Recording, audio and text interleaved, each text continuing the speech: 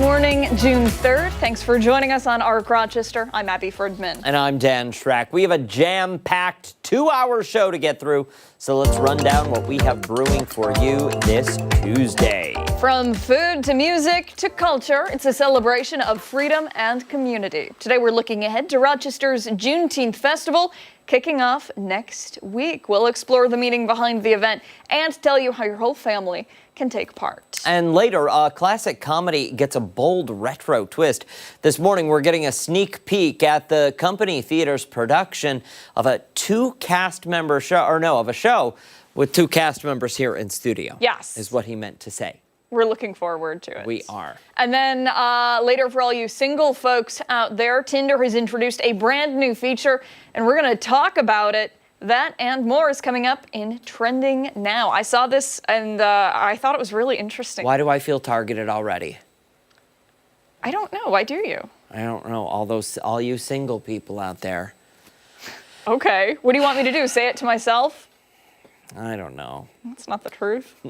Before all of that, we do want to get a check of some of our top headlines. Stephanie Joseph with your Tuesday morning news break. Well, good morning there, guys. We do begin with new information about a fire overnight in the city's Edgerton neighborhood. This was the scene you're taking a look at here just after 3 this morning on Brooklyn Street. The fire department tells us they rescued 1 person from the fire who was taken to the hospital for treatment. That patient's condition is not known at this hour. It took them about half an hour to bring that fire under control. A 21-year-old man is fighting for his life after a shooting on St. Paul Street. Police say he was shot just before 4:30 Monday afternoon and is now in critical but stable condition. Bullets also hit a home and a parked car, but no one else was injured. As of this morning, no arrests have been made. Anyone with information should call 911. 1 person is dead after a motorcycle crash in Greece. State police say it happened around 5 yesterday on the Lake Ontario State Parkway near Long Pond Road. Troopers say a 79-year-old man hit a deer and was thrown from his bike. He was taken to the hospital but did not survive. As of this morning, his name has not been released. 2 people are in custody after an evening police chase ended in Brighton. Deputies spotting the vehicle that was reported stolen from Ontario County around 9 o'clock on Panorama Trail in Penfield. After the driver refused to pull over, a chase began that ended near Elmwood Avenue and Commonwealth Road in Brighton. We're told 2 people were taken into custody without incident. Grace police need your help as they search for this missing man here. Take a look at this. This is 79-year-old Jimmy Rags, who was last seen around 8 o'clock Monday morning. Police say he has dementia and may be disoriented. He was last seen wearing a black hoodie and pants, and he was likely using a walker. Those who have any information on his location should call 911. It's been more than 36 hours since a 5-year-old boy fell into the Genesee River, and this morning that search continues. Rochester police and several other agencies are still combing the river from downtown to Charlotte looking for any signs of the boy. On Sunday, officials say the child fell from the Andrew Street Bridge. His mother was walking with him and pushing another child in a stroller when the boy started climbing the railing. Before she could react, he fell into the water. On Monday, several people stopped at the bridge to place balloons, stuffed animals, and candles. Police say the person in crisis team and the criminal investigations unit are working with the mother to provide services. We're told the search is expected to continue today. For all these top stories and any updates, be sure to visit 13wham.com. Back to you. All right, Steph, thank you. We'll switch gears now and get a look at our forecast today. The warm-up continues, and we're going to get some sunshine, too. Absolutely. Probably not enough to need to lather on the sunscreen today. But you're going to want to stay hydrated because it's going to be warmer than it has been all year. Mark McLean in this morning. We are talking about the heat. And Mark, you are bringing it today, my friend. Yeah, and kind of getting a natural filter out there, too. It's Canadian wildfire smoke in the atmosphere, high up in the atmosphere, that's blocking out some of that sunlight this morning, although you can still see the filtered sunshine. It's been feeling more like April, as you mentioned, with temps in the upper 50s last weekend. Yesterday started to break break that trend at 71 degrees. And today it will continue with that. Now, if you look closely at the skyline, you could barely see the sunshine hitting the trees and the buildings. And that's because of the filtered effect of the smoke in the upper atmosphere. The southwest breeze at 9 and temps in the upper 50s. So that's the number that's going to move along pretty nicely for us. Upper 70s by lunchtime today, low 80s by 4 o'clock in that summer-like feel. Tonight we'll drop back to the low 60s. It'll be a mainly clear sky, but again, some of that smoke sticks around for the next couple of days. And it's a taste of summer. 87 for Wednesday, 76 for Thursday. Compare that to the average of 75 degrees. We're going to break down some of this smoke in the atmosphere, tell you when things clean up, and tell you when we get some showers back in the forecast coming up. All right, McLean, thank you. We appreciate it. All right, let's go off the top now and start with stories that have piqued our interest. I will start things off today with all the hot weather that Mark was just talking about. It's kind of a good time to give you a few reminders about staying safe and keeping others safe too. We kind of talk about this every year, but it's easy to forget, especially when we have such a long winter season. So there are some significant dangers that come along with the hot weather. Pets, children, and vulnerable members of our community specifically will be what I'm talking about here. I want to highlight an incident out of Las Vegas, and it's serving as a reminder of just how serious heat exposure can be. Police tell the media that a woman has been arrested after her dog was found dead, locked in a crate and left outside in the desert sun. Detectives say that dog died of heat-related distress. A neighbor called the authorities, but by the time the officers got there, it was too late, sadly. This highlights something that a lot of people may underestimate, which is just how quickly the heat can become deadly. Dogs, unlike humans, don't sweat through their skin. They cool themselves by panting and also through the pads of their feet. Not as effective as panting, but still how they cool themselves. When the air around them is too hot, especially in confined spaces like crates or parked cars, their cooling system, their internal cooling system, fails. Now, it's a different story here in Rochester compared to Las Vegas. We don't get that heat that they have out there, but we are expecting temperatures in the 80s. Even on a day that's 80 degrees, the temperature inside a car can skyrocket to over 100 degrees in just about 10 minutes. Think about that, 100 degrees in just 10 minutes. On a 90-degree day, that number can even reach up to 120 degrees. Some people may think, I've cracked a window for my dog in the car. That'll help. It turns out it barely makes a difference. Animals can suffer heat stroke and organ failure in just a couple minutes. And unlike humans, they can't tell us when they're suffering. Symptoms include heavy panting, drooling, weakness, or even seizures that can often indicate it is too late and the pets are having some serious health issues. So, as the temperatures rise, a friendly reminder, leave the pets at home where it is cool and where it is shaded with a lot of fresh water. Don't leave them in the car, even if you think it's just going to be for a minute. Think twice also before taking them outside for really long walks or going to festivals, because that hot pavement can be uncomfortable for those tiny little paws. We are fortunate enough to have shoes and sneakers. Obviously they do not. Also, another reminder when it comes to those without four legs, check on your neighbors, especially older adults or those with chronic health issues, and those who don't have any air conditioning. This can be a tough time of year for a lot of people, those who don't handle the heat so well, and not everybody is fortunate enough to have air conditioning. Check on your neighbors, send them a text, make sure that everybody is doing okay. If you have a pool, maybe invite some friends over who are looking to stay cool. And also a friendly reminder that there are plenty of places in our area that have air conditioning. Libraries, one that comes to mind. Also, I think some of the rec centers in our area too have air conditioning that you can cool down in. But ultimately, we just want everybody to stay safe. The heat can kind of sneak up on you, and for those who are unable to communicate that it's uncomfortable, you gotta think twice about the people around you and the pets around you too. Absolutely, and it's such an I'm glad you did this as you're off the topic. Such an important topic, and I'm fairly certain, Ashley, maybe fact check this as it's coming out of my mouth if you don't mind, but in New York State, somebody leaves a dog in the car, you can break the window. Yeah, I think you're right about that. Break the window.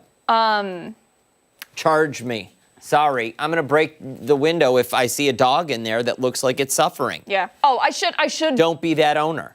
I should also just friendly reminder, and this could be a whole topic in addition to this, but that time of year, along with the heat in the car, double check The back seat. Yes. 100%, 100%, 100%, because inevitably, every year, far too many times, we have to read stories about children, toddlers getting left in back seats. Oh, they were sleeping. Oh, they were quiet. I forgot that I didn't drop them at school. And that happens. And then we park, we get out of the car, and Yeah. tragedy. And thankfully, a lot of modern cars have the backseat detection, Yes. the weight detection. It'll ding if there's something heavy in the backseat. Unfortunately, for those who maybe have older cars without that technology, they don't have that luxury. So, it doesn't hurt to just double check, look twice. Put your purse back there. Put your wallet back there. Put your cell phone back there. Yeah. Put something back there that when Car you get out of the keys. car, yeah. If you have one of the push start ones. Yeah, Put your keys back there. always check. Good stuff. Thanks. I'm glad you picked it. All right, we're going to move along. Different kind of story, though, but this one caught me off guard. France, the land of croissants, berets, and cinematic chain smoking, is banning smoking in most outdoor public spaces. Yeah, you heard that right. Starting July 1st, including beaches, parks, gardens, bus stops, and areas near schools and sports facilities. Now, if you're wondering, isn't smoking practically a national pastime there? Well, you're not alone. But here's the twist. French smoking rates have been on the decline. As of 2023, about 23% of French adults smoked daily, down from higher rates in previous decades. And France isn't alone in that trend. Let's take a quick tour across the country, around the world. As of July 2024, 11% of U.S. adults reported smoking cigarettes in the past week, matching the historical low measured in 2022. In 1944, 41% of U.S. adults reported smoking. That's a good drop. Let's keep it going. Yeah. Across the pond, in 2023, 12% of adults in the UK were classified as current smokers. That's compared to over 70% of British men smoking in 1962. We don't have data for British women from 1962. Apologies. And as of 2022, in East Asia, the adult smoking rate in Japan was 15%, the lowest since the survey began in 1965. 25% of men and 8% of women there say they are smokers.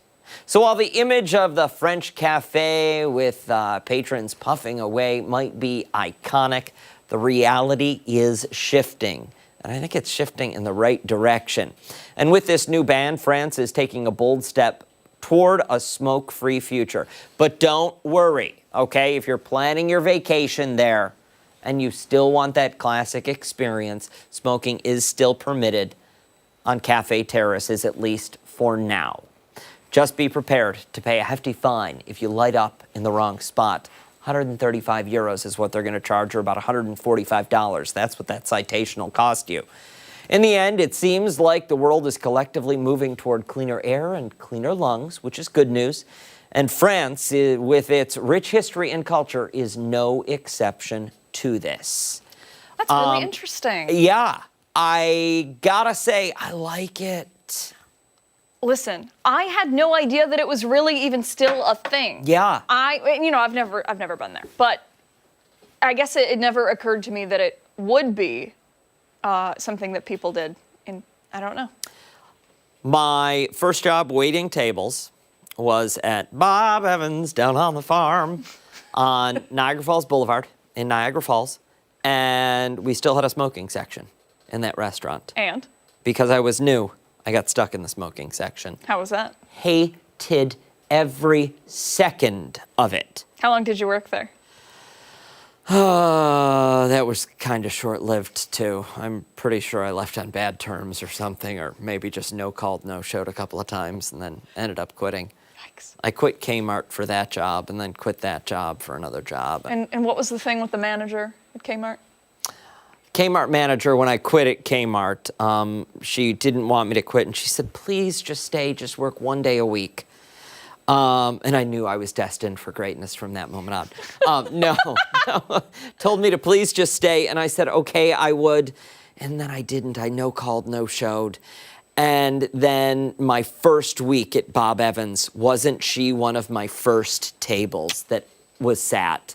And I walked up and I had to say, Kathy, I'm so sorry that I no-called. And she said, no, you tried to quit and I didn't let you go, and we should have. Ashley just said, I've wrapped you 10 times. I'm going to dump out unless you shut up. Yikes. Hey, stick around. We've got a lot more to get to here on Arc Rochester, including when we come back, we're checking in with Chris Lopez, who's getting creative this Tuesday morning. Yeah, don't forget, take us on the go wherever you are. We're streaming live right now on the 13 WHAM YouTube channel, foxrochester.com. We're back after this.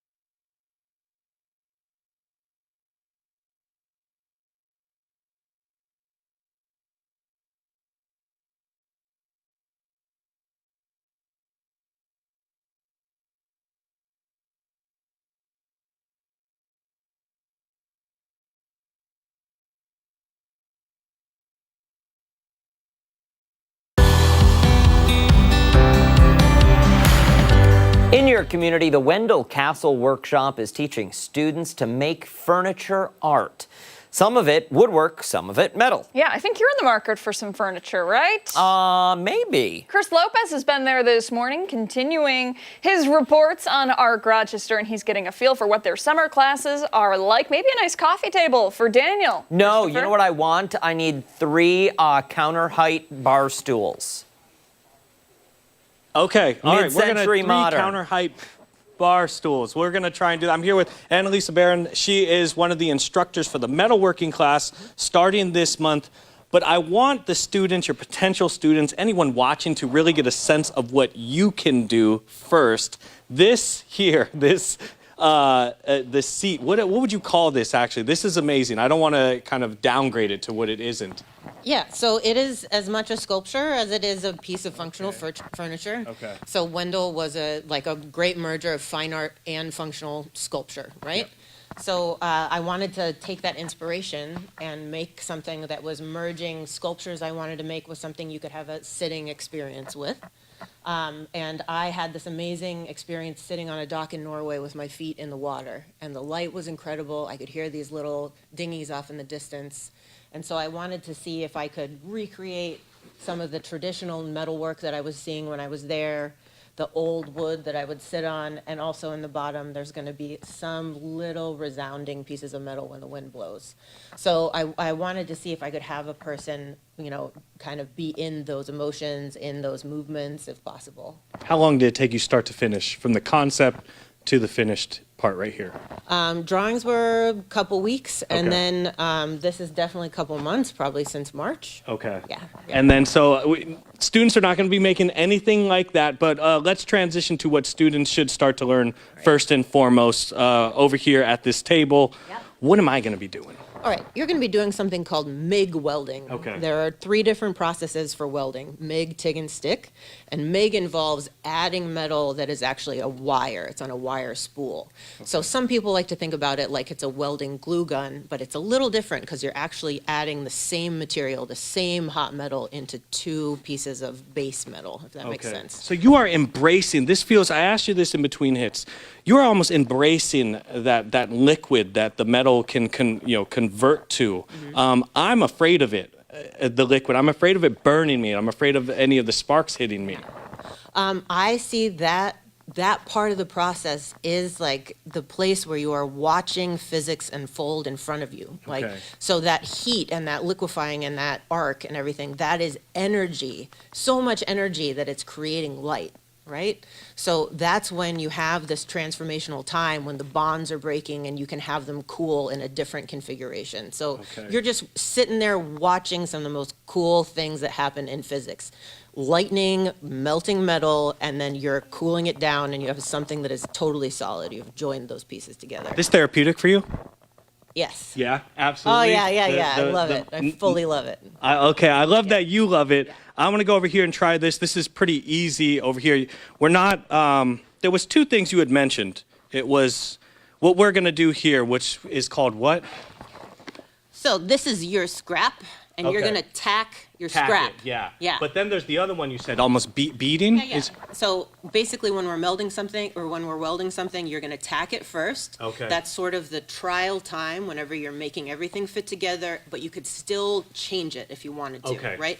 So little tack, not a lot of strength. And it's all, I was going to ask you, technique-wise, do I need to kind of have something first and foremost in the front of my mind when I'm doing this? yeah, cut the angle. So Okay. you're going to have your wire coming out, and you want it to be a 45-degree angle within this 90-degree angle right here. Okay. Yeah, so this magnet is holding your scrap 90 degrees from the table right on here. Okay. Yeah. 1 Mississippi is what you told me. One Mississippi, you're pulling the trigger. 1 Mississippi, stop. That's a good tack amount of time. Yeah. Take my job for a second. Yeah. Okay.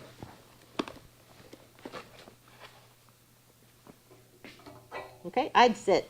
Sit Okay. down. Yeah. All right, you want to brace your hands, elbow on the table, 2 hands on your MIG gun.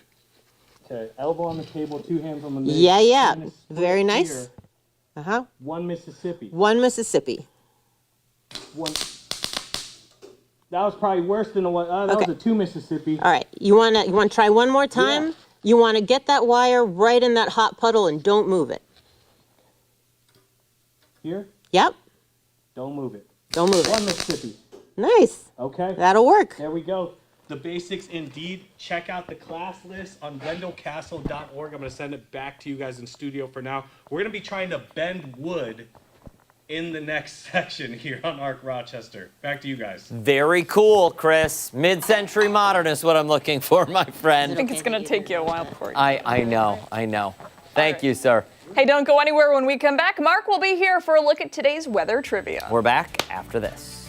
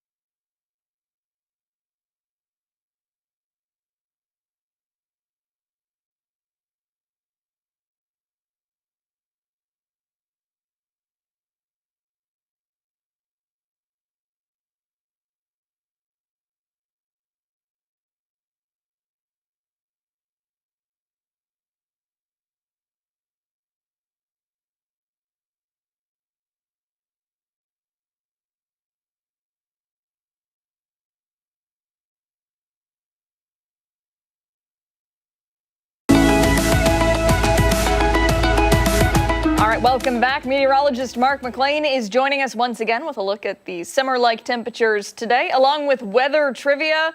And I don't know about you guys, I'm just like ready to go outside. Like Yeah. I'm ready for the warmth. I'm ready for it too. I'm planning on bringing out the tropical plants for the first time this year. Today? I don't think I've ever waited until the month of June to bring out like the tree and like all the rest of it. Wow. So it's late. It's late. And part of it was the soggy May that we had. It was a cool May. The first half of it was actually decent. We did have a little stretch where, and I say decent, I just mean you could do stuff outside. Yeah. The second half of it, the last 2 weeks were just, I mean, it was nearly daily rainfall, and I mean. So temps why well is it below that normal. you're doing it today? So because the overnight low temperatures are 50 or higher. I don't like to have some of the plants outside for a long period. It stunts them a little bit. It's so. got nothing to do with the divorce paperwork you were served last night? Get that thing out, Out of my house. Deal breaker. Yeah. Wow. Well, the ring is still on. All right. Okay. Let's look at the trivia for today. Rochester experienced a very rainy May. Do you know how much rain officially fell last month? And I'll tell you this, it was a top 20 rainfall in Rochester for the month of May. And your choices are 2.8 inches, 3.59 inches, 4.4 inches, and 4.95 inches of rain. What do you say? I should have been early on this on Facebook, is what I say. I put it together early, and I submitted it far earlier than I normally would because I'm in for Marty today. And I actually posted the answer. Yikes. So I deleted because it goes everywhere, Yep. and reposted. We'll see just how loyal some of your Facebook followers. I think Yeah. some of them are going to be onto it. Well, I know some people sit there and just they're clicking refresh, waiting for that question to come up. Oh boy. But we'll have the answer at 9 on Arc Rochester here. Let's talk about forecast-wise, what we see in the air today. You remember this from 2 years ago? Yeah, the AQI is not too bad right now. It's in a good category. That means that it's below 50. So that means that even if you do have asthma or suffer from respiratory ailment, that this isn't going to exaggerate the condition that you have. But once you start to see that number get into the moderate or unhealthy range, we have to watch it a little bit more. We don't think it's going to go up too much, but you can see where all that smoke is. Check this out. On the WAM cam, it's up in the upper atmosphere. And that ceiling right there at 25,000 feet, that means that it's a technical overcast up that high. So at 25,000 feet, the atmosphere is very cold. So that means that there's not a lot of moisture in the atmosphere. The clouds are very thin. So this turns into a filtered type of sunshine that we're seeing this morning. Now, the HD satellite barely picking up some of that wildfire smoke, but this will show it a lot better as soon as that sun gets higher in the sky late this afternoon. For the time being, it's high pressure back to the west. That's the next storm system that's going to give us a chance for some rainfall, but that's not going to take place until probably Thursday afternoon. So again, for the surface smoke, that's all out ahead of that cold front. You're going to see this line come in from the left-hand side of your screen. That line is out ahead of that cold front, and that's what's going to clean out the atmosphere for us heading into Thursday and Friday. But the forecast map ahead, it's going to stay dry today. It's going to stay dry tomorrow. There's that chance of rain arriving Thursday afternoon out ahead of that next system. Not a lot of rain, but still have to leave it in the forecast for that time period. Upper 70s at lunchtime, low 80s at 4 o'clock. It's going to feel like summer for you. And the 7-day forecast does have some late day showers there Thursday. By Friday, it's just passing rain showers. And not a washout for any one of these days. Upper 60s to near 70 for Saturday. Drying out for Sunday. Temps in the mid 70s. So, the Spencerport Fireman's Carnival comes up. That starts Wednesday. Some of those days do have a few showers around, but I just want to stress it's not a washout. Lots of stuff outside this time of the year. Fairport Canal Days, right? Yep. And lots of graduation parties coming up for college kiddos, the high school kiddos soon. So we like to keep these weekends dry when we can. Prom? Isn't prom coming up soon? Yeah, ball too, for a lot of Spencerport, I people? know, is coming up on Saturday. So, lots going on. Absolutely, Yep. absolutely. I'm excited for this weather. I know we say we're sick of winter all the time, and we are, but I feel like we kind of got stiffed on spring this year. If you look at it, and I don't know the specific date, but a good guess would be probably the middle of September. I mean, this is the warmest air that we've had since probably September of last year. I can look that up for 9, but upper 80s, temps in the upper 80s. It's summer air. It's true summer air. Amazing. Yeah. It's going to be awesome. And just in time, too. What are we all doing after work? Like, how are we? You got to move plants, but like, what do you do? I'll do that later, though. I'm back to my quote normal schedule. Normal schedule tomorrow. So I've got the evening now where I can also. So are we going to, when we get home, we take a nap in the hammock today? I will be taking a nap. Yeah, at nap some outside. point. Yeah. For sure. I like it. Hey, don't go anywhere. When we come back, a lot more to come on Arc Rochester. We're back after this.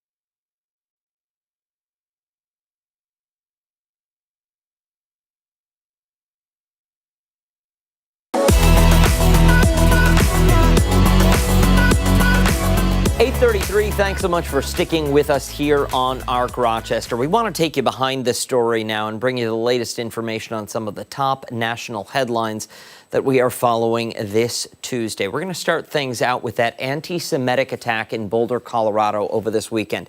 Now been 2 days since people there were set on fire during a peaceful march calling for the release of Israeli hostages. And this morning, we have new information about that suspect and his intent. Federal prosecutors say 45-year-old Mohammed Solomon had been planning this for an entire year. He showed up at that rally with Molotov cocktails and a makeshift flamethrower targeting older adults, including Holocaust survivors. And now we know what he told investigators.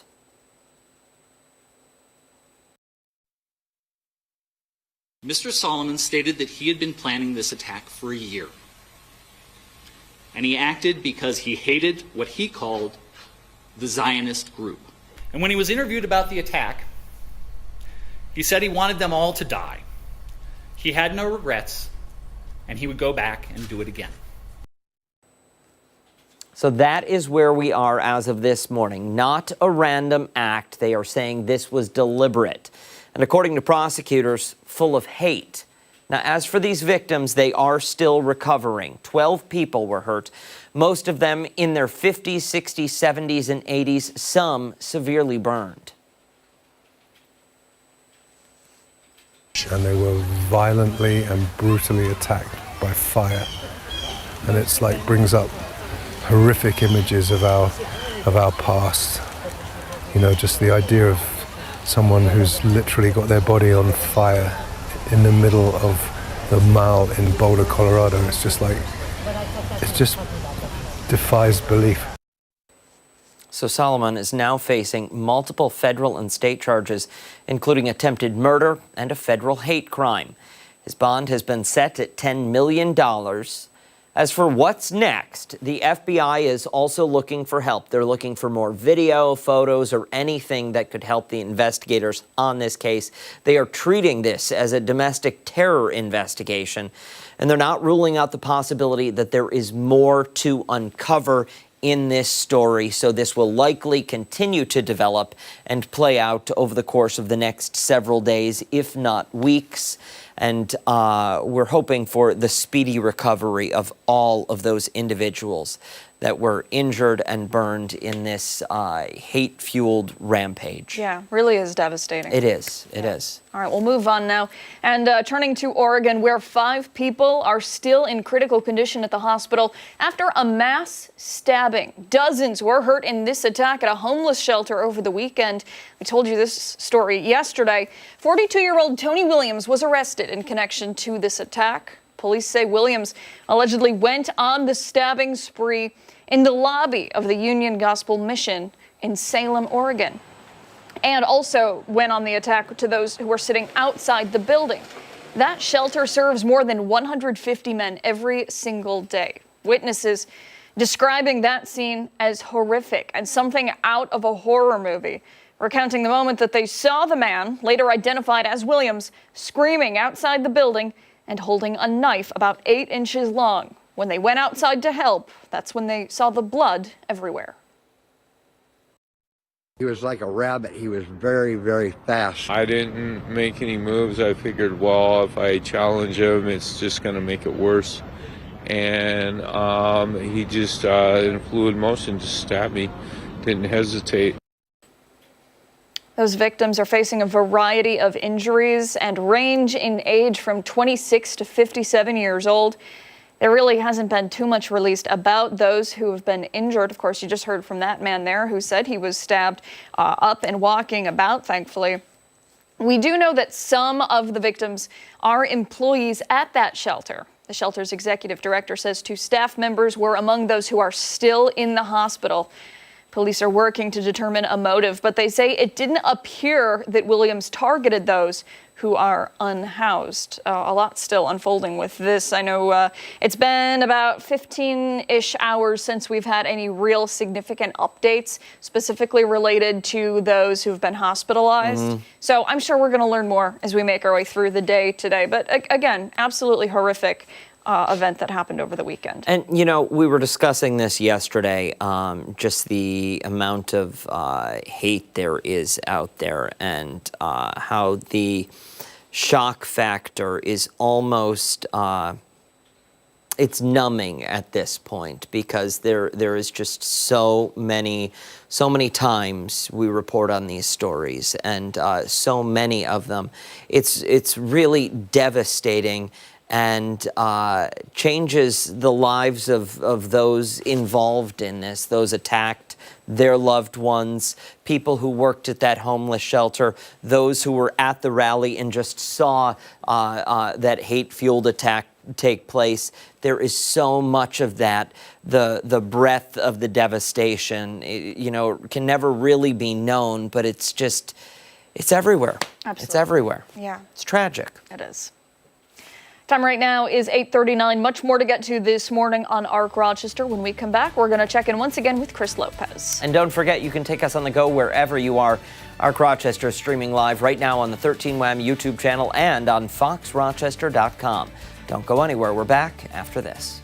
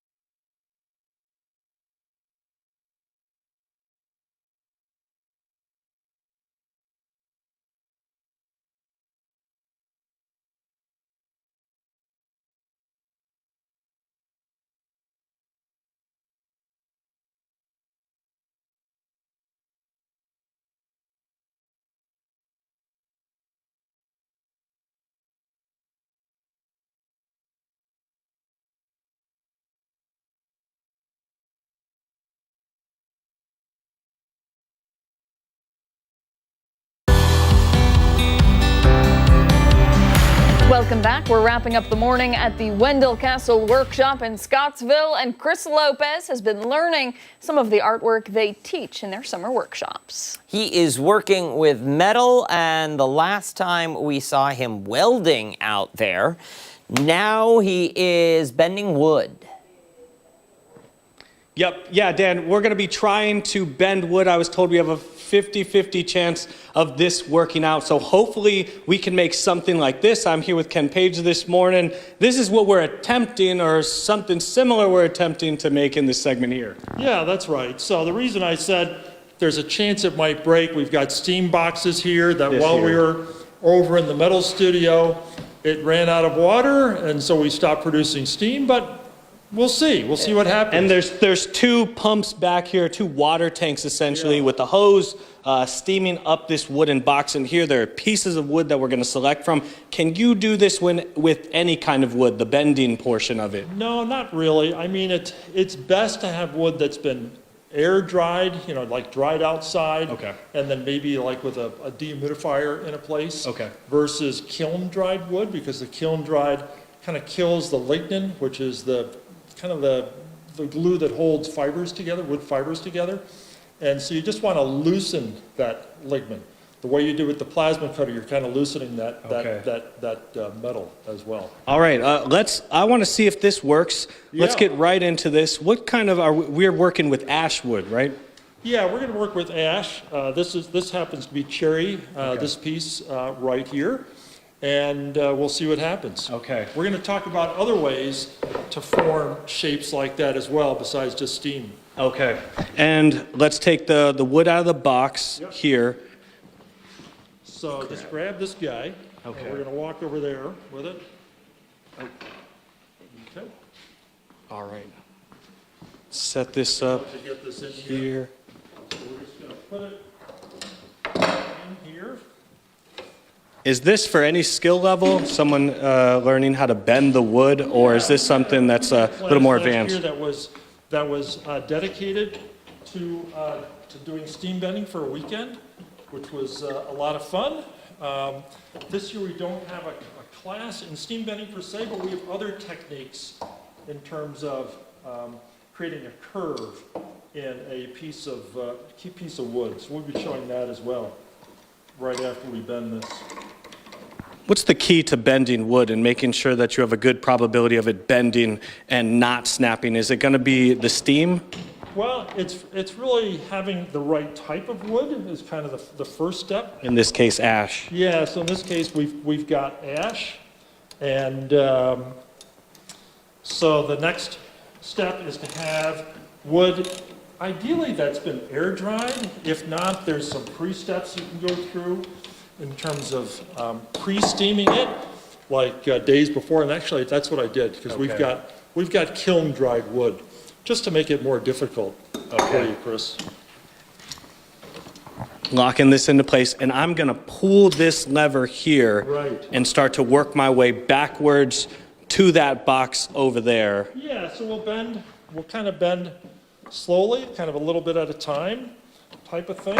And the idea of this steel strap is we're going to have this side of the wood under compression, and this side of the piece of wood would normally be in tension and then splitting apart, and the steel strap keeps it from doing that. Okay. Is this ready to go? This is ready to go. Yep. Almost ready to go. Almost ready to go. I'm a little nervous. Is that okay? Yeah, that's fine. Okay. Well, let's see what happens. That's kind of what we're going to do here. So you're going to, yeah, that's perfect. You're going to grab that. Want me to hold this? Yeah, I'll switch your jobs. Okay. Here? A little just slow. Yeah. Yep. Yep. You're bending. Yep. Okay. Yep. Keep going.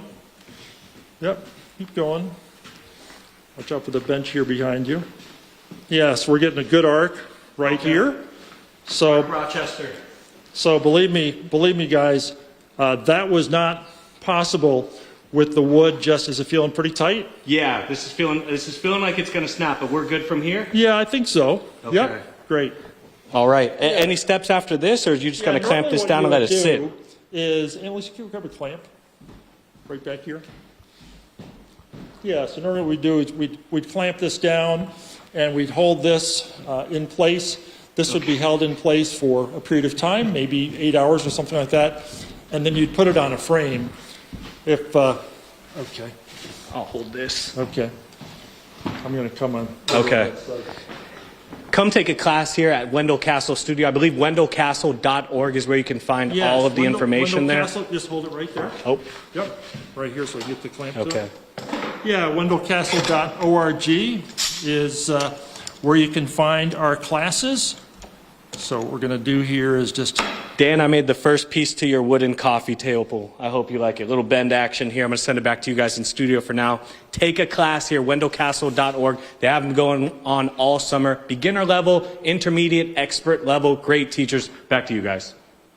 All right, Chris Lopez out there for us live. Thank you, sir. We appreciate it. When we come back, Mark will join us with another look at the summer-like temperatures we'll see today. We are back after this.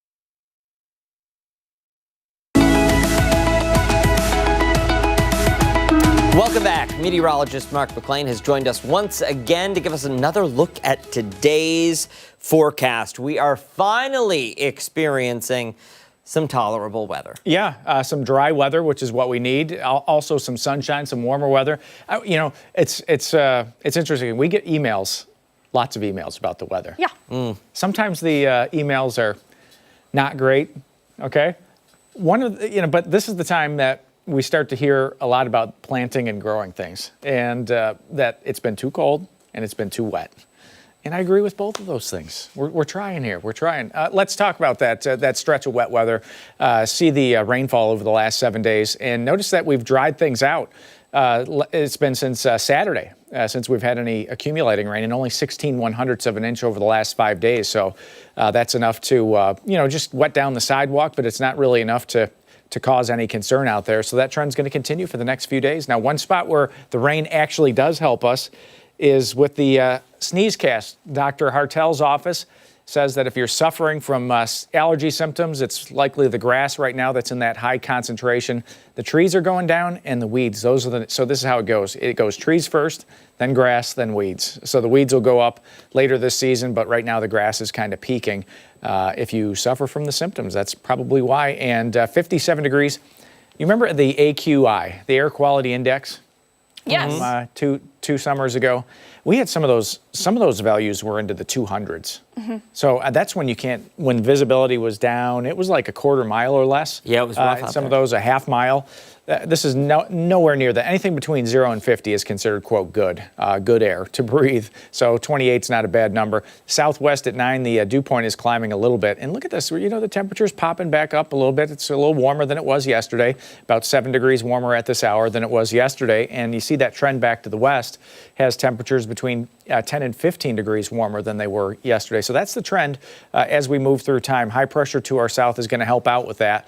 But one thing that may slow the temperature down just a little bit, there's wildfire smoke, and that's particle matter in the atmosphere. And what that does is it blocks out the sun.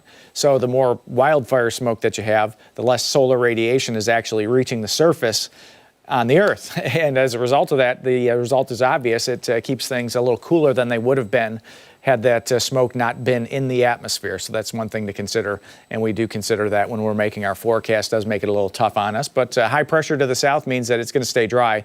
And that next weather system right there that you see back towards Minneapolis, that one's going to try to move our way, but it's going to take some time. It really isn't going to be until Thursday afternoon that we see any effect from that system whatsoever. And in fact, what it may do is increase the southwest flow out ahead of it and boost temperatures to near 90 for some spots for tomorrow. We'll have to see about that. But the chance for rain does go up Thursday, Friday, Saturday. I just want to stress that none of these days at this point look like they're going to be a washout, even though rain is in the forecast. We'll see low 80s. We'll see if it becomes the warmest day of the year so far. I think 84 is the top prize so far, and that was actually back at the end of April that we had that high temperature at 84. Extended forecast shows some late day showers there. Overnight's back in the 60s, 50s, and 60s. So, my green thumbs are twitching. I have lots of stuff Sounds to medical. bring outside. Yeah, I feel like you should see a doctor. I'm ready to go. That's what I'm saying. Yeah, I'm ready to take stuff outside. You should see our living room. It's a disaster right now. All that stuff, some of it just needs to go out. It's like a rainforest in there, isn't it? It is. And some of the plants need to go, and some of the plants just need repotting, and yeah. How long will it take to get the giant tropical tree out of the house and into the backyard? Yeah, are there leaves on it yet? They're just coming out. I'm excited. There's actually 5 blooms. Oh, wow. And the hard part is getting it out the sliding glass door without breaking any of those off, because if you break it off, that's the end of the bloom cycle. So I have to move the table. I have to move the chairs outside. I actually put it on the patio umbrella on the base of it, and it weighs down the umbrella for the summer. So I don't put any filler inside the umbrella stand. I use the tree to weigh it down. See, now when you say, I have to move the table, I have to move it, you don't. You don't have to do any of it. You've got 2 healthy young boys. One's in Boston right now, and he's not going to be here for moving day. And the other one is How convenient. going to be on his iPad saying, Dad, that looks like a lot of work. I can't blame him, though. Yeah, no, I can't blame him. He's good help. He's good help. But the tree it's lighter this time of the year because it doesn't have the leaves, doesn't have the canopy. It's got a lot less water in it because the watering you slow down to like once a month during the wintertime. So it probably weighs 60, 80 pounds now. When it comes back in, it'll weigh 100, 120 pounds. Just think about like when I was a kid and I'd have to help my dad fix something. I had to hold the flashlight, but it wasn't quite right. You could totally blame any of the broken things on your kiddo there.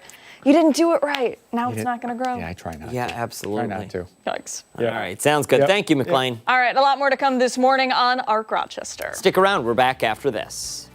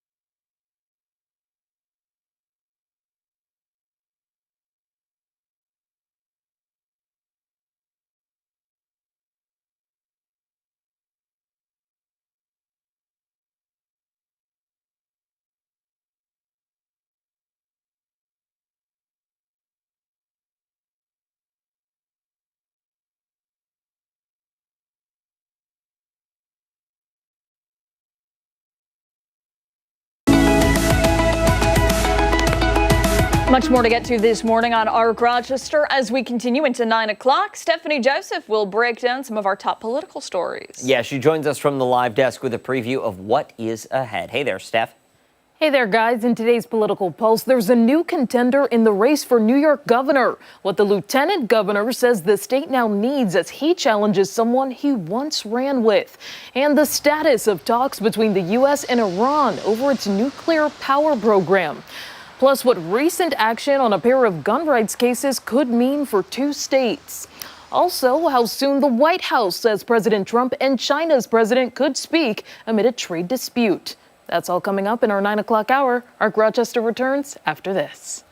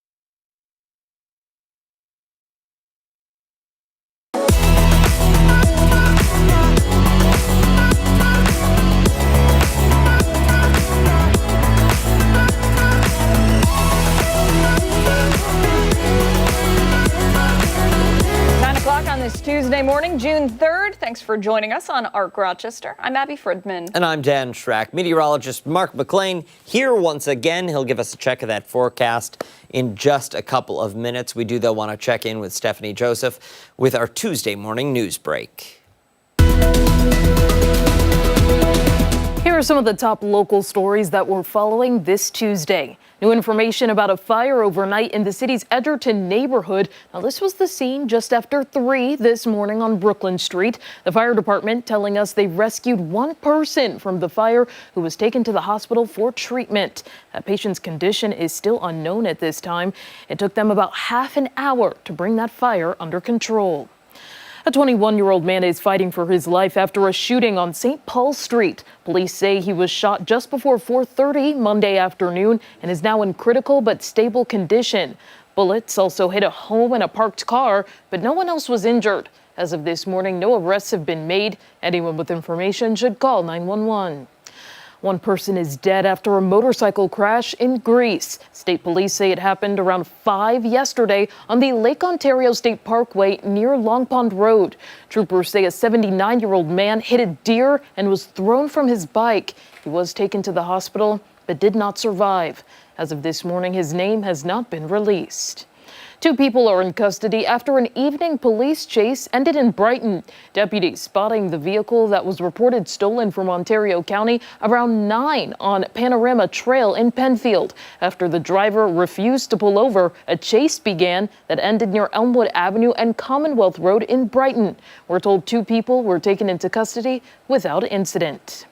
Gross Police need your help as they search for this missing man. Take a look at your screen here. This is 79-year-old Jimmy Rags, who was last seen around 8 Monday morning. Police say he has dementia and may be disoriented. He was last seen wearing a black hoodie and pants, and he was likely using a walker. Those who have any information on his location should call 911. Happening tomorrow, a summer favorite returns to downtown Rochester. Wednesday marks the first Downtown Definitely midday bash of the year. The event brings people together during lunch break hours to enjoy local food trucks, games, and live music at Parcel 5. You can check it out from 11:30 to 1:30. For all these top stories and any updates, be sure to visit 13wham.com. Back to you. All right, Steph, thank you. All right, let's get a check at today's answer for weather trivia. Mark is here, and we got quite a few answers on Instagram and Facebook. Too much rain. Yeah, too much rain. The real answer. That's the real answer. Too much rain, right? Weather trivia. Let's check it out. We had 4 responses up there that you could pick for the trivia. And this was the question. It was May was a top 20 rainfall for Rochester. Do you know how much rain officially fell last month? Let's see those responses. We had 2.8, 3.59, 4.4, and 4.95. And Wayne said C, Yvonne said B, Deborah had D, as did Cheryl, Julie, and Pamela. So that's what, 6 responses there? Yep. What do we have on Instagram over there, intern Abby? We have 1 response A, 1 response B, and then 2 responses C. Okay. 1A, Okay. 1B, and 2C. Well, there they are. Abigail? I might go with D. I'm just gonna follow suit and go with D.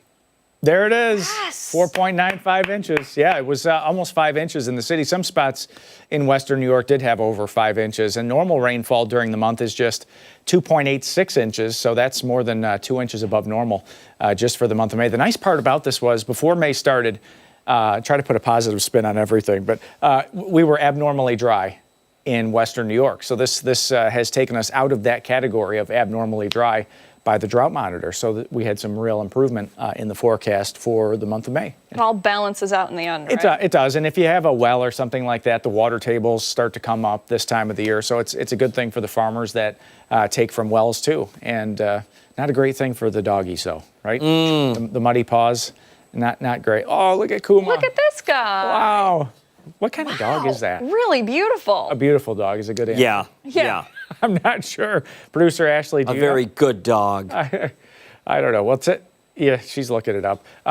It looks like we'll have dry paws the next couple of days, but that small risk for some showers is there Thursday, Friday, and Saturday. So not a washout during those days, but it depends on.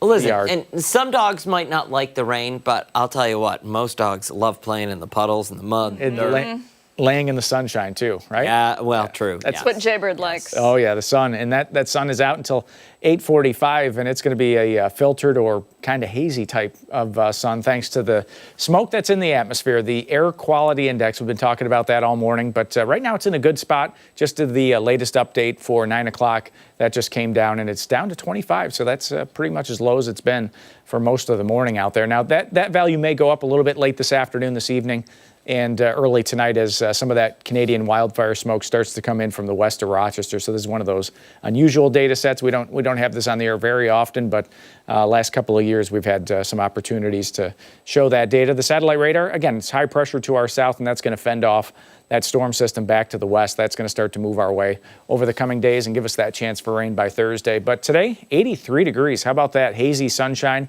and noticeably warmer the next 7 days. Will get us into the upper 80s, likely the warmest day since last September. 76 on Thursday, some late day showers, some passing showers also Friday, and some occasional showers on Saturday, drying out later in the weekend. But I'll say this. Last Saturday, 59. Last Sunday, 58. So we'll take 69 and 74, right? Yeah, absolutely. 74 is nothing to Scott. Neither is 69. Yeah, and 70, that's normal.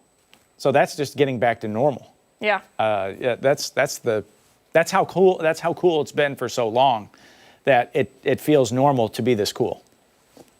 Listen, I say, What's cooler than being cool? ice cold. There you go. All right. That's good. Thank you. Yeah. Thank you. See, I can pick up what you're laying down Yeah, sometimes. I know. We spend too much time together. That's No, I think it's the perfect amount of time. Any more, we would be at each other's throats, and any less, we probably wouldn't like each other. Ouch. All right. Okay, so looking 16 days till summer. Yeah. So that's going to be quick. And pool weather's coming back, and AC weather. So I have a lot of folks with AC pools. weather. Yeah, a lot of upper people 80s. probably will turn it on today and tomorrow. Dan's going to be in the pool. Yes, with my T-shirt on and zinc oxide on my nose. No, just do like 2 spots so we can make fun of you Thursday. You make fun of me every day, regardless, That's how my it friend. goes, though. I know. You know, I know. it's like it's the only way work is enjoyable. if we were nice to each other constantly all day, it would be so boring. insufferable. It really would. Can you imagine? It's so much fun knowing the buttons to push Yeah. and then pushing them. Exactly. Especially when, like, do not approach. Yes. Yeah. Makes life enjoyable. You could tell. Hey, stick around. We've got a lot more to come here on Arc Rochester, including when we come back. We are taking a look at the upcoming Rochester Juneteenth celebration. Don't forget, take us on the go wherever you are. We're streaming live right now on the 13 WHAM YouTube channel and foxrochester.com. Stick around. We're back after this.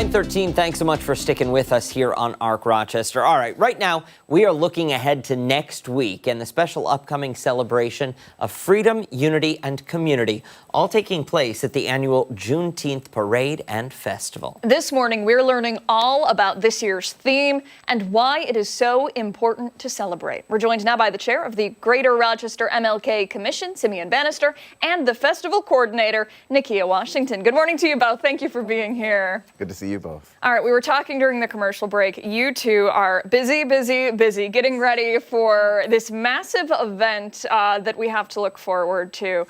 Give us a little overview of what people can expect, and then I want to dive into the theme of this year. Sure. Well, every year, Juneteenth in Rochester is getting bigger and bigger and bigger. I remember when I first came to the festival, it was a fledgling little thing that was happening in Susan B. Anthony Park, and now we're at MLK Park and can expect several thousand people to come out and celebrate liberation and freedom. Wow. When you first started with this, how many people were there? Oh, if there were a few hundred, that would have been great. And now we have literally thousands and thousands of people that are coming out. What? Oh, I'm sorry. Go I ahead. just was going to say, I'm sure from all around, too, not just our area, but neighboring communities, too, right? Yeah, for a lot of people that are kind of in the know crowd about Juneteenth, you know that a lot of people used to travel to Buffalo to celebrate Juneteenth because they have a very large celebration. And so we've been growing here in Rochester, and now we have people from Buffalo that are coming this direction to celebrate Juneteenth with us. What did we do to change the draw to garner more attention and see numbers in the thousands? Yeah, bigger and better investing every year, and we have a wonderful group of sponsors that are supporting the festival this year that have allowed us to be able to grow. We moved to MLK Park downtown, so that's where folks can find us on June 14th. And we've really enjoyed some wonderful collaborations and partnerships, including with the Strong Museum. That's fantastic. Freedom, unity, community, all elements that go into making Juneteenth. If you don't mind sharing the theme for this year and what it means. Yep, so this year's theme is Maintaining Infinite Hope.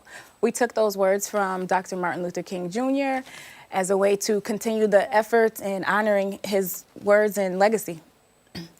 And how do people apply this to their everyday lives? Because it's not just a weekend celebration. It's not just a month-long celebration. This is something that we should be carrying day to day. Just because we turn the calendar doesn't mean we should not be prideful.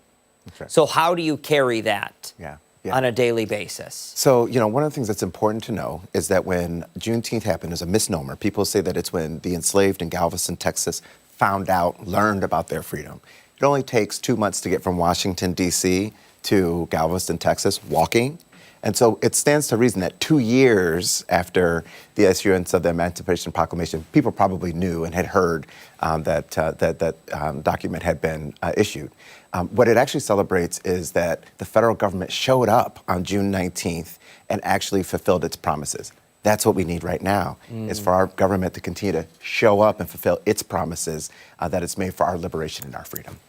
And I want to talk a little bit about that feeling of pride that you want people in our area and in the surrounding areas to feel when they think about their heritage and they think about, all of the struggles their ancestors have gone through and the struggles that maybe still people are dealing with today. Kind of overcoming obstacles that have impeded them. So that's where the parade comes into play. People can sign up, people can line the streets to embrace that pride, to celebrate that walk. We're looking to have over 50 participants in the parade, and we're hoping to have everyone come out to celebrate, to cheer everyone on, and just to remember that moment and keep that day to day with them. Can you tell us about some of the organizations that you already have lined up that are taking part in the parade this year? Oh, God, there's an array. So we have different healthcare providers, MVP, we have Molina, we have Strong Museum, we have... the city and the county are going to be there. City, the county, which is our biggest sponsors. Thank you again. There's different charter schools. We have different dance groups that'll be coming to perform. And then, of course, the MLK Commission will be a part of that parade as well. Very good. And this is obviously a family-friendly event. Tell us about some of the things that the younger kids can look forward to and enjoy. Well, of course, we have the Strong Museum, but we also have a rock wall for our young kids. We have face painting. We'll have fried dough, of course. That's Well, You have to. You have to. that is a big one right there. Yep. We'll have free haircuts as well. And then there'll also be different activities like Rec on the Move to help, get the kids back outdoors and play and enjoy that space as well. Such an important display of community and neighbors, really, is kind of what it comes down to. Yeah. Just being there for each other and supporting each other. So it's wonderful to see that it continues to grow. For both of you, where do you over the course of the past several years, we've seen it grow. Where do we see the Juneteenth celebration in this Flower City a decade from now? Yeah. I think we are absolutely on a continued growth trajectory. I think we have our flag planted squarely in the ground that a holiday like this deserves a celebration, and so we'll keep doing that. And who knows, we might see it grow in both the size of the festival. Washington Square Park isn't too far away, and so maybe we bridge the two in the coming years. And again, we've got some great partners that make this festival free for everyone to come out. So there's no cost. We just want folks to come out, have a good time, enjoy community, enjoy beloved community. And to do that in a way that celebrates and honors this important holiday. Excellent. Terrific. Thank you both so much for coming in today. We appreciate it. I know you have a lot of work to do to get ready for the big celebration, so we'll let you guys go. But if you're interested in swinging by, we'll post all the information over on foxrochester.com. 9:19, stick around. When Arc Rochester returns, Stephanie Joseph will be breaking down some of our top political headlines. Yeah, your political pulse is coming up next.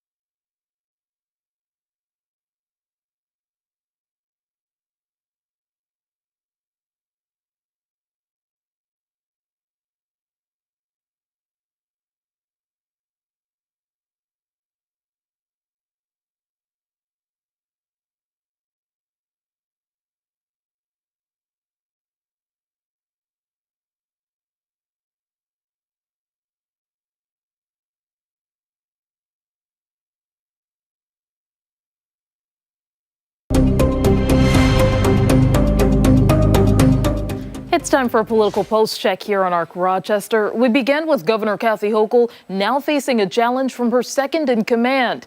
Lieutenant Governor Antonio Delgado announcing his gubernatorial bid yesterday. In a video posted to social media, he said New York needs bold, decisive, and transformational leadership. Delgado also listed several issues he hopes to take on if elected, including the implementation of universal health care and pre-K.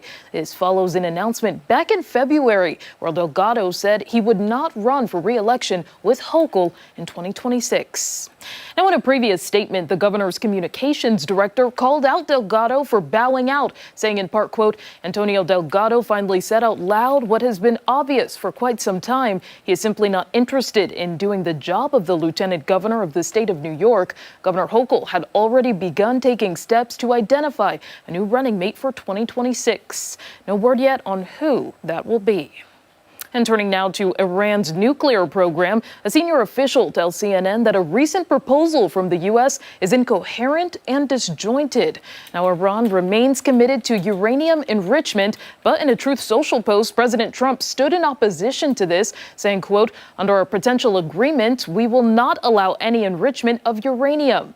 Iranian officials have considered an enrichment consortium that would manage low-level enrichment. Members of the group would include the United Nations, International Atomic Energy Agency, and other countries. But one ambassador to the U.S. believes any enrichment could pose a threat to Israel, a close ally. He's hoping for Iran's nuclear program to be dismantled. I do not foresee the possibility of a situation where the U.S. and Israel are going to be in confrontation over what to do with Iran. We're in full agreement. Iran has to be removed from the nuclear stage. They cannot have any pathway to a nuclear bomb. And if they have enrichment, that's the pathway. And now to the Supreme Court. They've declined to hear arguments on two gun rights cases. Now, one case involved a challenge to Maryland's ban on certain semi-automatic weapons like AR and AK-style rifles. Another was Rhode Island's ban on high-capacity gun magazines. Those state laws will remain in place for now, but Justice Brett Kavanaugh said the court should rule on Maryland's ban in the next term or two. And the White House press secretary says President Trump would likely talk to Chinese President Xi Jinping this week. Now, Trump says China violated their trade agreement. Part of that is rolling back restrictions on rare earth mineral exports, which the U.S. says China has been slow to do. But China's Commerce Ministry said it's the U.S. that's provoking new economic and trade frictions. Meantime, the federal government has been revoking visas for Chinese students and restricting software sales to China. Both Jinping and Trump are expected to discuss all these matters. And be sure to stay with ARC Rochester for your top political headlines. We're back after this.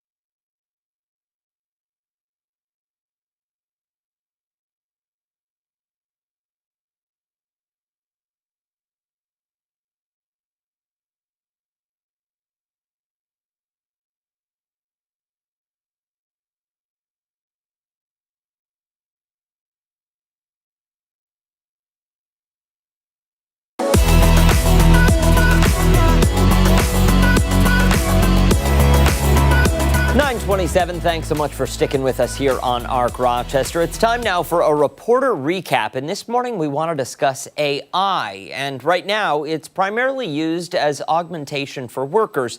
But the future could see more automation. All of this comes as one of the creators of artificial intelligence is warning of mass white-collar layoffs in the years ahead. 13 WAM's Christian Garzone has the story. For the longest time, it was expected that white-collar jobs would be safe from AI, and that's shifting. Ethan Wade with Brighton Security says artificial intelligence is being used as augmentation to help humans do work, at least for now. In the near future, though, it will likely lead to automation for some white-collar jobs. Think of data analytics. Think of entry-level administrative positions for technology firms, financial firms, law firms. Cybersecurity expert Paul Robinson with Tempest Network says AI is actually nothing new. Scientists and technologists have been working on this type of protocol since the 1940s. Both men say being skeptical over new technology is natural, but if companies are to survive and thrive going forward, they'll need to adapt. But understand this is something that is going to impact any work that you do, whether it's a law, a doctor. Think of using AI to rapidly comb through legal documents or help diagnose a patient. Technology should not scare us. It should excite us. If you allow it to scare you and you're not willing to adapt and evolve, you will have even bigger challenges down the road. Wade saying we've already seen major businesses turn their backs on evolving technology in decades past. And they have become more and more irrelevant over time, both locally and on the global stage as well. Certainly so. Christian Garzone joining us now to talk about the story a little more. Yeah. Definitely interesting and something we've seen right here in Rochester. Yeah, and it was a great discussion. Yeah, it's one of those things where you sit down and talk, you can go on for an hour. And of course, one of the jobs we do as reporters is we log all of our sound when we come back. We transcribe everything that's said. And it's kind of funny because I was actually using AI yesterday. I don't do it all the time, but when I'm in a pinch, I'll have a little app on my phone that transcribes in real time the words as they speak, because let's face it, when you come back and you're typing everything out from a half-hour interview, I mean, it can be a long task. And you know where I'm coming from. Yep, with the time codes and the spellings. Everything. And it takes a while. Well, part of this discussion is augmentation versus automation. AI is a great tool to use, but it's not 100%.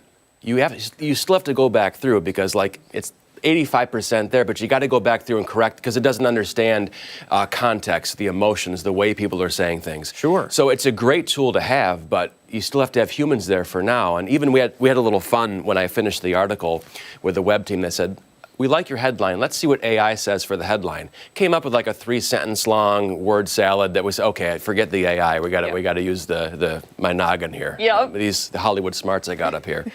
So yeah, great discussion, and certainly a fair warning there at the end about our giants in the area who decided to kind of ignore technology decades past and kind of fell behind. Their warning is embrace AI now.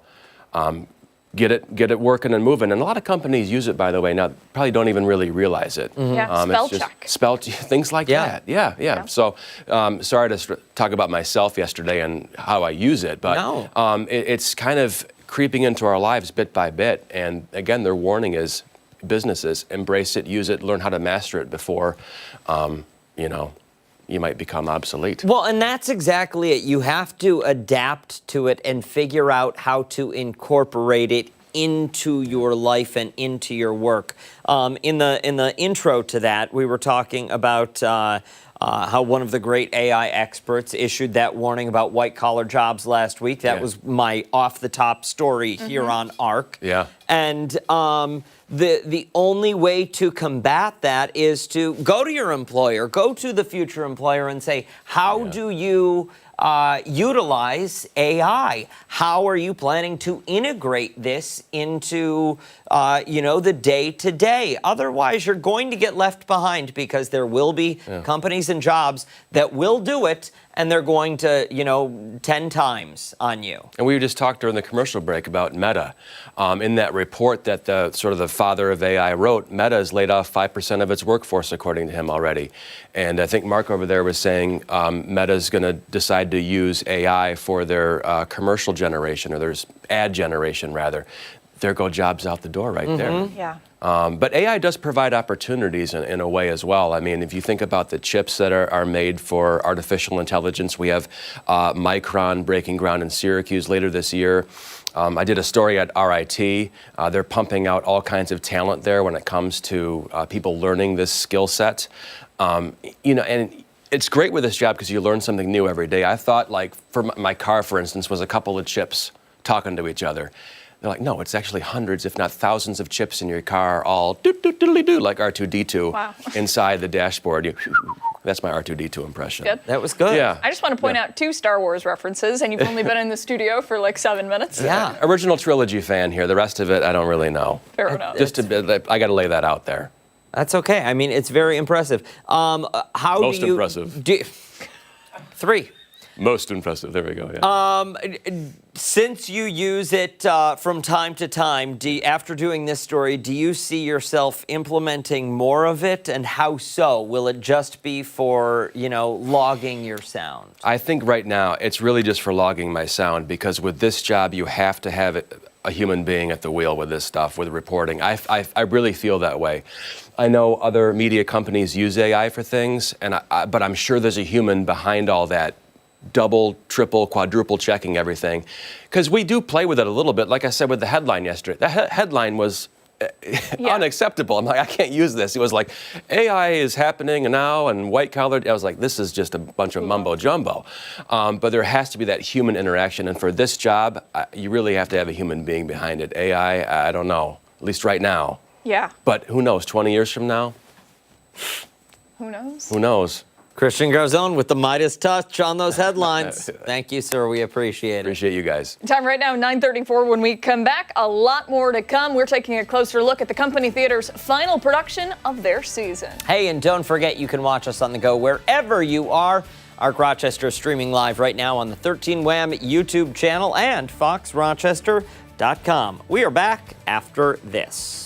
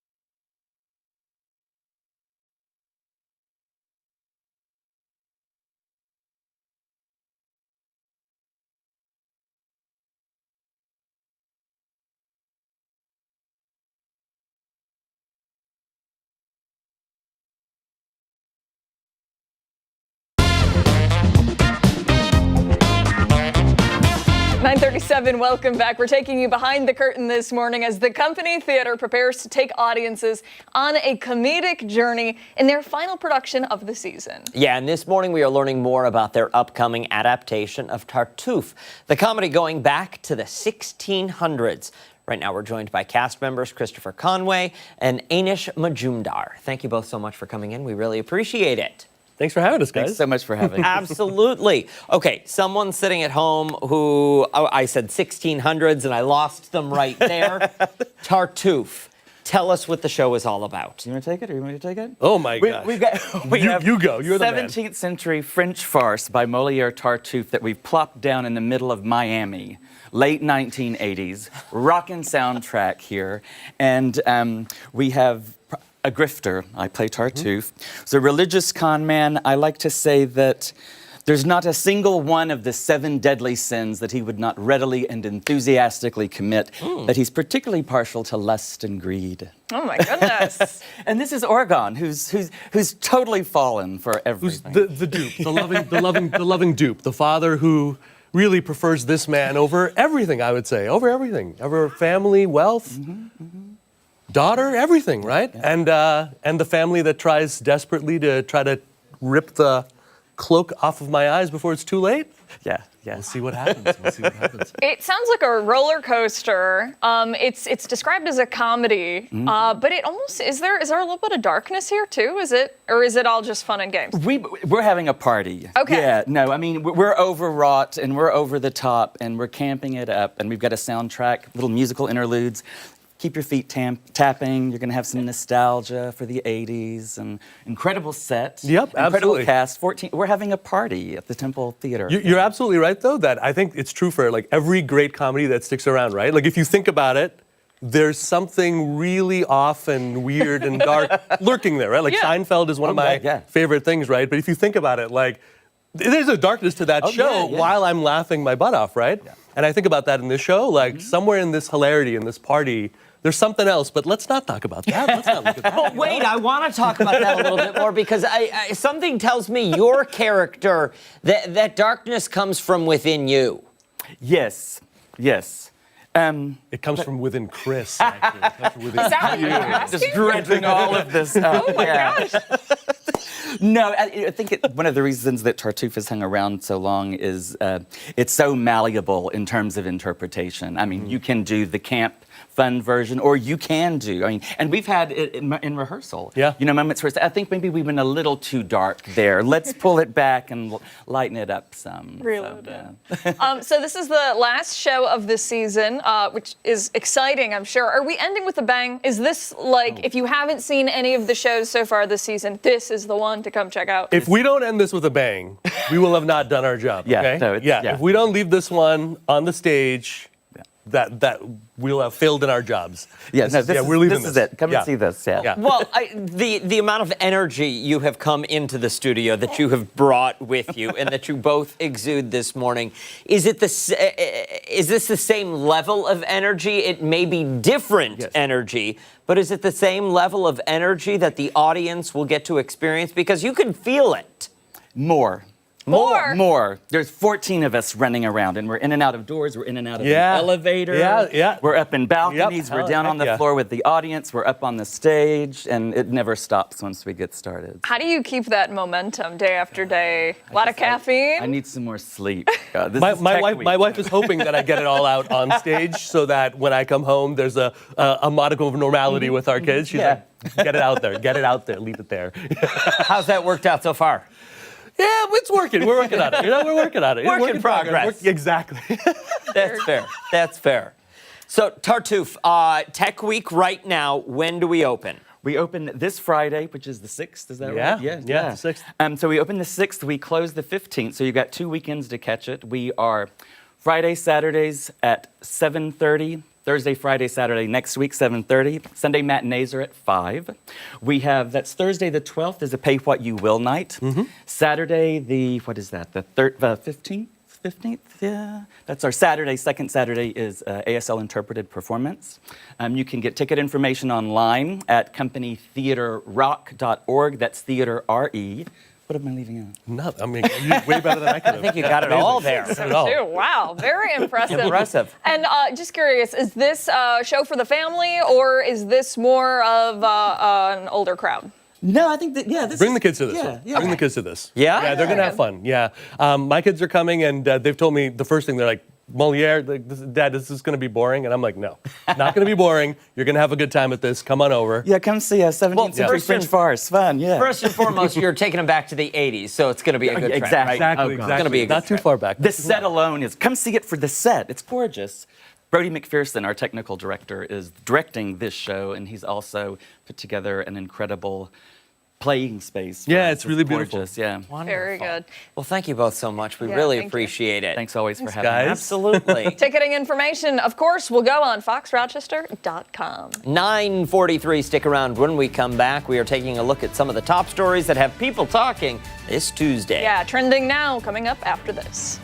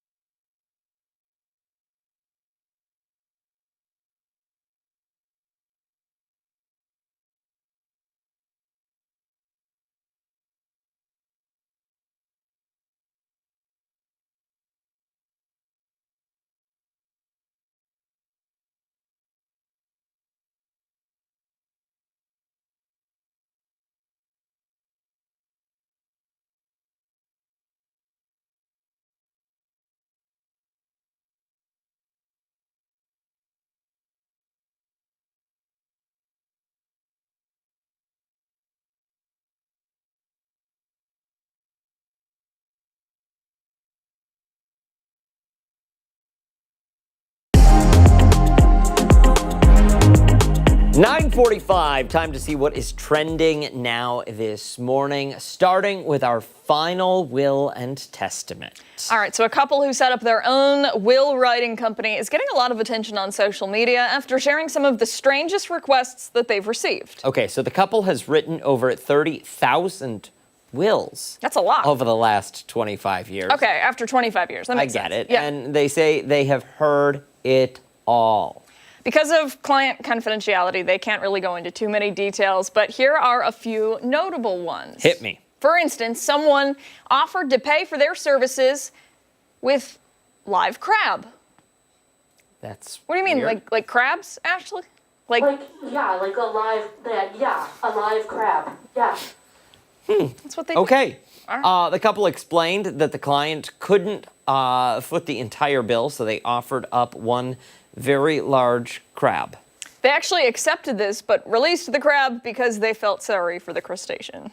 Okay, people started sharing their own bizarre experiences. One person shared that a woman they knew created a trust fund for her pet fish. She wanted the fish to be fed fresh avocado every single day and to be looked after by a local dog walker she knew. A fish eat avocado? I don't know. I would love to be fed fresh avocado every day. And wouldn't you want, I don't know, a marine biologist? You got a dog walker? Maybe, I don't know. I don't know. Another person went on to comment that his grandfather saved his kidney stone so that he could leave it to their cousin who he never got along with. That's amazing. It's a nice little insult gift. Yeah. Also gross. Anyway, another person said that their mother put in her will that if she dies under suspicious circumstances, her children shouldn't be left anything. Sounds like a murder mystery. It sounds like an episode of whodunit. Dateline. Yeah, it does. Or what's the ABC version of Dateline? 2020. 2020. Sounds like an episode of 2020. Interesting. Would you do anything like that? No. No? No. You guys really don't have like a weird request for when you die? No. Really? Put me in my backyard. That's what I want. Cardboard box? What'd you say? A keg party? Yeah. For you or for me? For me. For Mark. Mark wants a kegger at his funeral. I just want to be shot up into space. My entire corpse. Okay. I do. Just put me in the yard. And like leave a really creepy note in my house. Shallow though, so a dog could come and find you. Sure, yeah. And then like, they call the police and they're like, oh no, she's supposed to be there. Don't bug her. Yeah. Stop digging, Sparky. Hey, let's move on to another story. Tinder, now making it easier for singles to find their ideal partner, but not a lot of people are happy about it. The dating app has started testing a new height filter. The function is only available to users who subscribe to Tinder Platinum, which costs $39.99 per month. That's a lot of money. That was very judgmental. You do not. Okay, I'm not judging. You're right. Along with the new height option, the membership tier also includes prioritized likes, a specific interest filter, a message before you match function, and more. Some of us, Abby, don't have much luck. Some of us are That is not some even of us a are little difficult to deal with.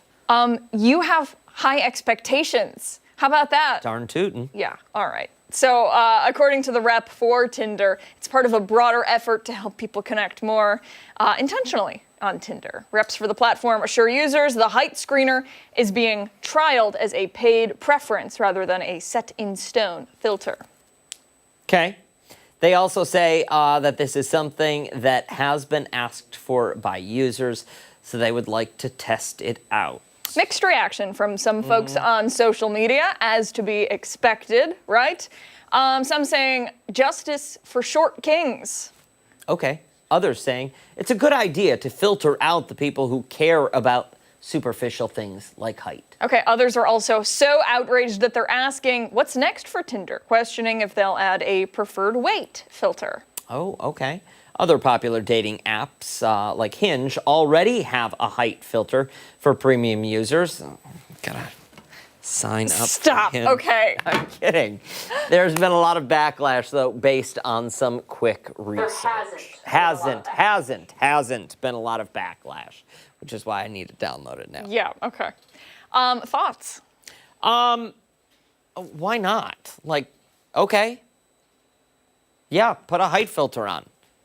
If I'm not the appropriate height, I'm not 6 foot. I'd love to be 6 foot. Really? Oh my gosh. I know, right? Shocking. Yeah.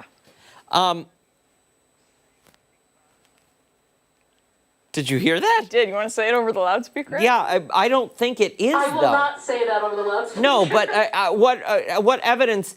Okay, so has Tinder turned into a hookup app? Yes. It's always been. No. Really? Okay. Tinder is a hookup. Yes, Tinder Wow. is a hookup app. Okay. News to me.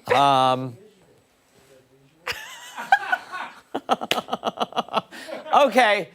We're gonna move on here because I think I need to delete my account now. I guess I'm in the. Everybody watching is gonna go on to try and find you. Yeah, I'm definitely in the wrong dating app. I'm just looking for love. All right, our final story. Speaking of dating, you might want to stop smooching in order to stay smiling. I can't kiss you. I have depression. What? Okay, according to a Where do you see that? That's Oh. the lower third. According to a new study out of Iran, kissing doesn't just transmit infections like the common cold or herpes, but it can potentially transmit depression and anxiety. What? According to the study, depression and anxiety triggers the release of cortisol. That stress hormone can disrupt the delicate balance of bacteria in your mouth. When kissing, this bacteria can be transferred. The study found that as many as 80 million bacteria are transferred in just one 10-second kiss. Why do you have to say that? In one case study, couples where one partner had depression or anxiety, their oral, microbes of the healthy spouse mirrored that of the affected partner. So wait, the depression was contagious? That's literally what this whole story's about. I don't know if you've been paying attention, but yeah. I mean, kind of, but not really. I've been hung up on some other things. Yeah. The researchers acknowledged several limitations to the study, including underlying health issues, dietary factors that may influence this oral bacteria. Ashley brought this up in the newsroom earlier, and she said that the kissing can cause depression. And I said, see, I see it as the other way around. Not kissing can also cause depression. Am I right? I think it's a tough time out there. It is. It is. I did have B-roll of Dan kissing himself in the mirror, but I chose not to put it in. She is How did so you get full that, of it. I was spying on it. Did you have AI generate something? No, I took a photo of you. Get out of here. Goodness. Stick around. Our final thoughts when we come back this morning. We're back after this. There is no such video. No one can love you like yourself, Dan.